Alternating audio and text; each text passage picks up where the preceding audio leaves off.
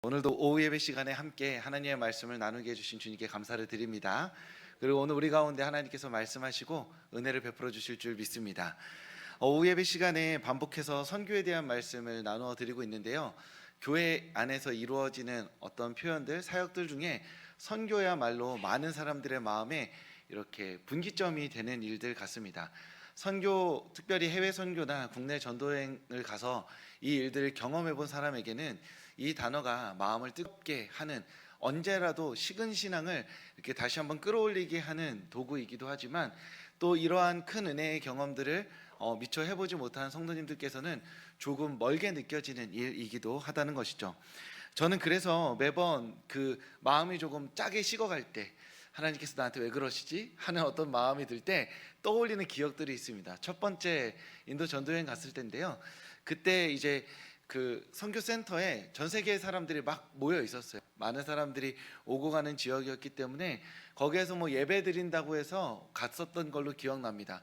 근데 사람이 너무 많아서 바깥에 이제 의자 같은 데서 이렇게 쪼그려 앉아서 뭐 하나 싶어가지고 이렇게 보는데 피부색이 다 다른 거예요. 근데 저는 그때까지 사실 피부색이 다른 사람들과 한 공간에 밀착해 있어 본 적이 없었습니다. 지금부터 한 20년 전이고 제 경험이 좀 짧았기 때문에 TV에서만 봤지 다른 사람들이 나랑 다른 말로 뭐 이렇게 가나다라 뭐 왈라왈라 이렇게 하는 거를 처음 봤던 거예요. 그래서 아니 이렇게 말도 다르고 피부색도 다르고, 그리고 아시겠지만 체취가 다르잖아요. 그분들은 제가 마늘 냄새 난다고 싫겠지만 저도 이렇게 외국 분들에게서 나는 특별한 어떤 체취 때문에 아이 고약하다, 이거 괜히 왔다 이러고 있었는데 그때 저 앞에서 그 제가 이제 문 바깥에 있어서 아니 이렇게 뭐 하고 있나 이렇게 20살 때 딱 보고 있는데 저 앞에서 갑자기 어떤 스페인 아저씨가, 몸도 기억납니다. 몸이 엄청 좋았어요. 그건 막 이러더니 갑자기 찬송가를 하나 부르기 시작하는 거예요. 근데 어떤 찬송가인지 기억이 안 납니다. 근데 저도 알고 있는 찬송가고 그곳에 있는 모든 사람들이 거의 다 알고 있는 찬양이었어요. 근데 혼자 아무도 안 시켰는데 갑자기 스페인어로 부르기 시작하는 거예요. 앞에 나가서 마이크로. 근데 그때부터 전 세계 거기 안에 있는 다양한 언어를 가진 사람들이 갑자기 그 좁은 곳에 모여서 자기의 언어로 찬양을 하기 시작하는 거예요. 그러면서 별거 안 했는데 그 찬양이 끝나니까 다들 마음에 기쁨이 있어가지고 계속해서 찬양을 한 곡씩 두 곡씩 이어가면서 예배 전에 하나님을 찬양했던 기억이 있습니다. 그러니까 우리가 각자 피부색도 다르고 언어도 다른 이 뻔한 말이잖아요. 우리 피부색 다르고 언어가 다릅니다 라는 이 뻔한 말들 너머에 하나님의 은혜가 임하니까 그 다름이 하나님 앞에서 풍성함이 되더라 라는 것이죠. 언어가 다른 것이 불편함이 아니라 다르기 때문에 풍성하고, 이 언어의 다름 가운데 영광 받으시는 하나님이 참으로 놀라운 분이시다 라는 감격을 가지게 됐던 적이 있습니다. 그런 의미에서 선교라는 것은 우리가 여러 방면으로 고민하고 말씀도 읽어보지만 사실 직접적으로 가서 부딪혀 보는 것, 그리고 예수님의 이름을 전해보는 것, 여러의 맥락에서 경험하는 것보다 더 빠른 선교의 경험이 없다라는 마음과 생각을 또 하게 되기도 하죠. 하지만 오늘 그리고 이 오후 예배 때는 지금 당장 나갈 수 없으니까요, 그 나가기에 앞서 선교에 대한 이야기들을 반복해서 전해드리고자 하는 것입니다. 먼저 선교의 목표는 무엇이죠? 예배입니다. 선교가 목표하는 것, 선교가 이루고자 하는 것은 예배입니다. 그래서 우리가 선교라는 행위를 함으로써 그 상대방의 마음에, 그 사람의 마음에 하나님을 향한 감각이 깨워져서 하나님을 뜨겁게 찬양하게 되는 것, 열방이, 온 세계가 각자의 언어와 모양과 피부색으로 하나님을 뜨겁게 찬양하는 것을 보고자 하는 것, 그것이 선교라는 것이죠. 우리가 여러 가지 일들로, 여러 가지 말들로 선교라는 것을 포장할 수 있겠지만 궁극적으로 선교는 우리가 한 그 선교의 행위를 통해서 하나님을 예배하는 것이 그 목표가 됩니다. 그러면 이 예배라는 선교의 목표에 가장 열심인 존재가 누구냐 하면 바로 하나님이십니다. 하나님께서는 자신의 영광을 위해 선교하십니다. 하나님은 영광 받고자 하시는 그 열심을 위하여서 누구보다도 먼저 앞서 선교하고 계신 하나님이십니다. 그런 의미에서 엄밀하게 말하자면 개척이라는 것은 존재하지 않습니다. 내가 가서 이곳에서 개척을 한다라고 했을 때 그 표현에는 하나님이 계시지 않은데 일단 내가 이렇게 삽질을 이렇게 딱 해가지고 여기에 예수님이라는 깃발을 꽂는다라는 개념이 개척에 담겨 있지만, 무엇보다도 그 땅에 그 사람 마음에 나보다 먼저 가 계신 분이 하나님이시기 때문이죠.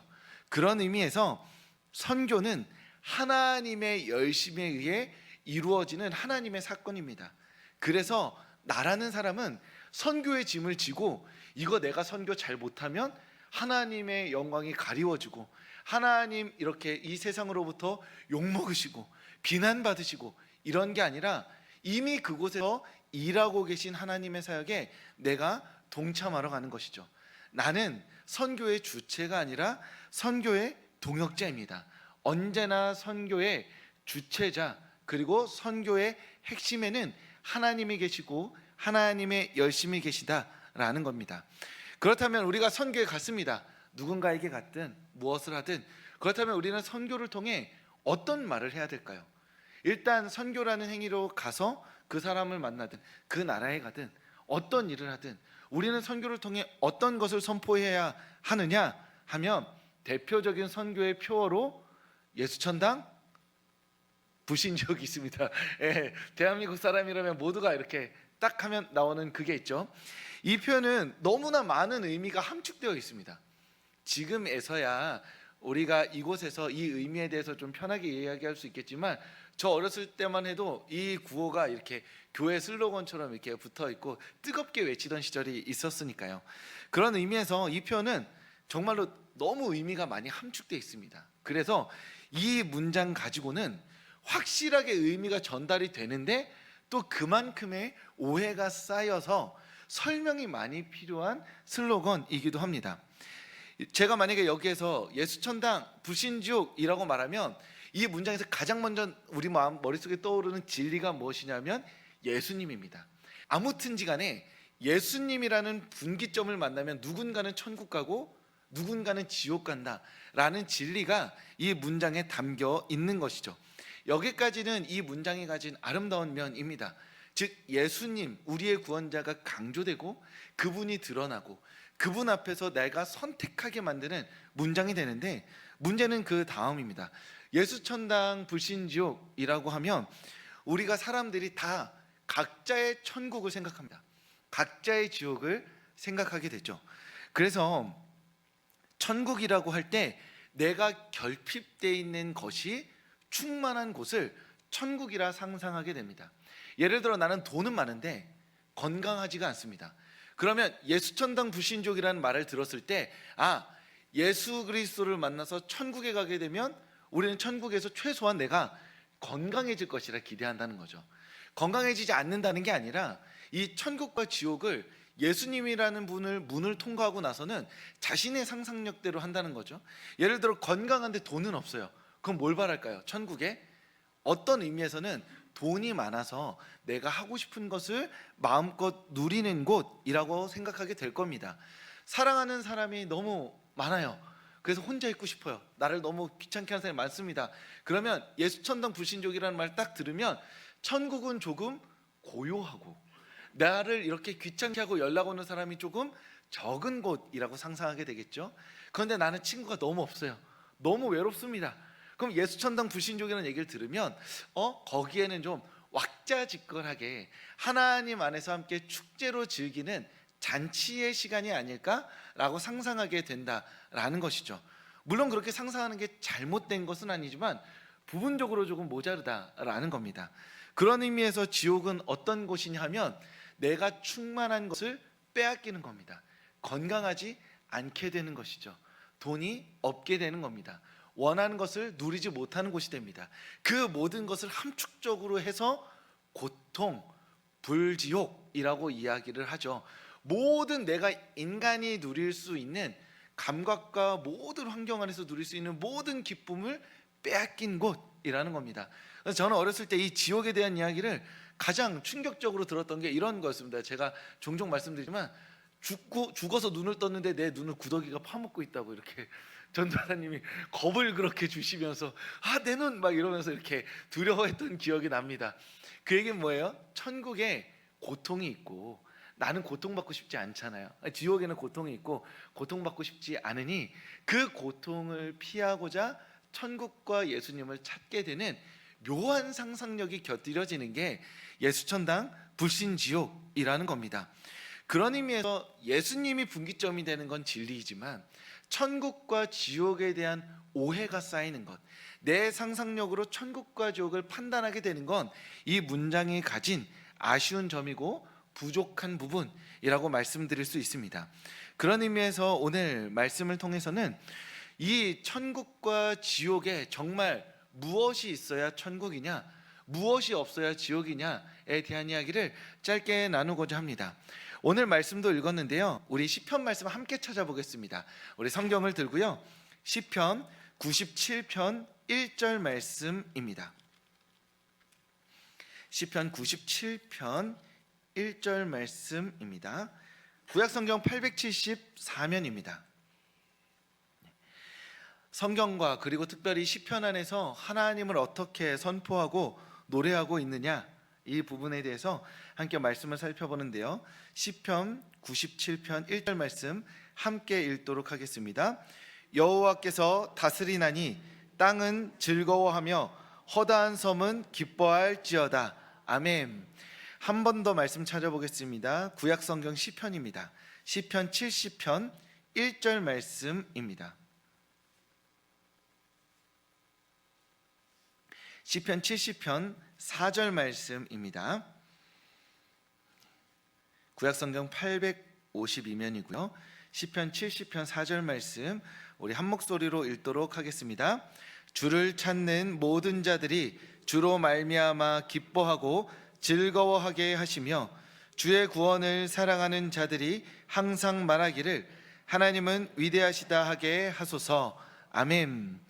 네, 시편의 말씀 두 구절을 찾아보았습니다. 성경 안에서 하나님에 대해서 선포할 때 가장 중요하게 여기는 한 가지가 있다면 그것은 바로 하나님을 기뻐하는 것입니다.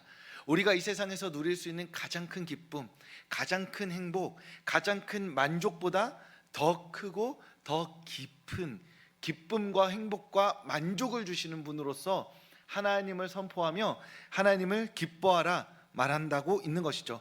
그런 의미에서 천국은 어디인가요? 지옥은 어디인가요? 만약 천국에 갔는데 오늘보다 내 몸이 좀 건강하지 않습니다. 그러면 거기가 천국이냐 지옥이냐 할 때 내 몸의 건강은 내가 있는 곳을 천국과 지옥으로 구분하는 핵심 가치와 기준이 아닙니다. 내가 있는 그곳이 하나님이 계시다면, 그래서 하나님의 영광으로 말미암아 내 안에 감당할 수 없는 어떤 기쁨과 찬양과 행복이 터져 나온다면 그곳은 행복입니다. 내가 지금보다 건강하지 않아도, 내가 팔과 다리가 없다고 하더라도, 내가 목소리가 나오지 않는다 하더라도, 내 몸이 너무나 연약해서 누워있다 하더라도 그곳이 천국이냐 지옥이냐를 판가름하는 핵심은 그곳에 하나님이 계신가, 하나님으로 말미암아 내가 영원한 기쁨을 누리고 있는가 없는가, 그 기준이야말로 천국과 지옥을 가르는 기준이라고 할 수 있습니다. 그런 의미에서 아주 극단적으로 말하자면 내가 죽어서 눈을 딱 떴는데 불이 막 너무 뜨거운 거예요. 와, 너무 뜨거운데 여기에 하나님이 내 눈앞에 계십니다. 명백하게 깨닫도록 하나님이 계세요. 그럼 거긴 천국일까요? 지옥일까요? 천국이어야만 하겠죠. 그럼 우리가 하나님 너무 뜨거워요, 이걸 바란 건 아닙니다 라고 말씀드리겠죠. 아주 극단적으로 말씀드린 거지만 우리 인생 가운데서 명백하게 기준이 되어야 하는 것은 우리의 결핍과 충만이 아니라는 것이죠. 진정한 천국은 그곳에 하나님이 계십니다. 그곳에서 우리가 누리게 될 어떠한 것들은 그 하나님의 영광 앞에서 모두 다 무가치해집니다. 그래서 성경에 보면 그 천국에 갔을 때 뭐 보석도 있고 뭐 이런 것도 있는데 그 모든 빛과 아름다움을 드러내는 그 모든 것의 총합보다 하나님의 영광의 빛이 더 강하다고 말하는 것이 바로 천국이라는 것이죠. 그래서 우리가 보석을 보면서 정말 보석아 너는 아름답구나가 아니라 너가 가진 이 가장 아름다움 중에 아름다움보다 내 앞에 계신 하나님이 더 아름다우시기에 이 보석의 가치가 돌과 같이 되는 것이 천국이 된다는 것이죠. 엄밀히 말하면 이게 뭐 보석이든 아니면 흙이든 진흙이든 지풀이든 아무 상관이 없습니다. 왜냐하면 우리가 누리는 최고의 영광과 아름다움보다 더 깊고 아름다운 하나님이 우리 앞에 계시기 때문입니다. 그런 의미에서 우리가 선교의 자리에서 선포해야 할 핵심적인 메시지가 무엇이냐 하면 하나님을 기뻐하라 라는 것입니다. 물론 이 문장에도 예수님의 이름도 안 들어가고 성령님의 이름도 안 들어가서 무언가를 막 넣고 싶지만 이 문장을 시작으로 모든 이야기가 시작되어져야 한다는 것이죠. 우리 모두 하나님을 기뻐해야 합니다. 그럼 왜 우리는 하나님을 기뻐해야 할까요? 그 하나님이 죄인을 구원하시기 위해 이 땅 가운데 오셨기 때문입니다. 죄인을 구원하시기를 기뻐하셨고 자기 아들을 보내셔서 죽기까지 사랑하셨습니다. 그 모든 일을 행하신, 이 죄인들을 죽기까지 사랑하신 그 하나님을 찬양하며 기뻐합시다 라고 말하는 것이 우리가 행하는 선교의 핵심 선포가 된다라는 것입니다.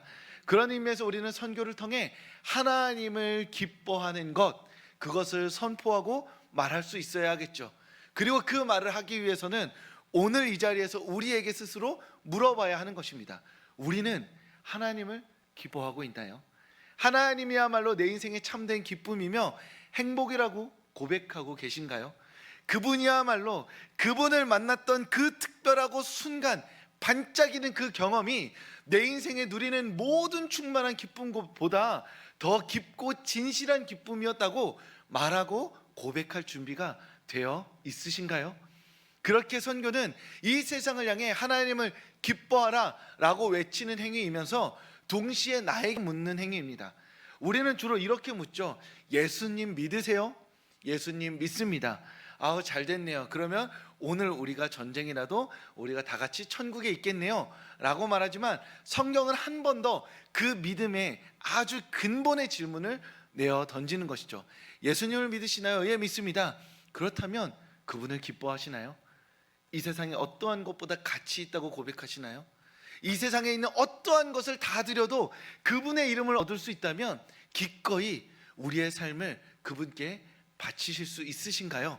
이렇게 묻는 것이죠. 그런 의미에서 선교는 하나님을 기뻐하라는 선포를 하면서 동시에 우리에게 질문합니다. 서울교회 성도님들, 하나님을 기뻐하시나요? 다른 어떠한 기쁨보다 하나님이 우리의 삶에 가장 큰 기쁨 되시나요? 그 믿음의 고백을 예배 때마다 주님께 드리고 그 기쁨을 얻고 찾기 위해서 하나님의 말씀 앞에 나오는 성도님들 되시기를 소망합니다. 내 안에 기쁨이 없기에 나는 믿음이 없나 봐, 나는 아직 하나님 못 만났나 봐 라고 말하는 것이 아니라 하나님 안에서 기뻐하기 위해 그 기쁨을 추구하면서 이 예배의 자리에 나오시고 하나님을 찬양하시고 말씀 앞에 서시고 기도함으로써 하나님, 이 세상의 어떤 것과도 비교할 수 없는 그 크고 진실하고 아름다운 하나님의 사랑 내 마음 가운데 누리게 하여 주시옵소서. 다른 어떠한 것과도 비교할 수 없는 하나님을 기뻐하는 그 마음 내 인생에 허락해 주시옵소서 라고 그렇게 하나님을 기대하는 마음으로 예배의 자리에 나오시고 그 하나님을 만나시고 하나님을 향한 충만한 기쁨으로 하나님께 영광 돌리는 우리 서울교회 성도님들 되실 수 있기를 주님의 이름으로 축복합니다.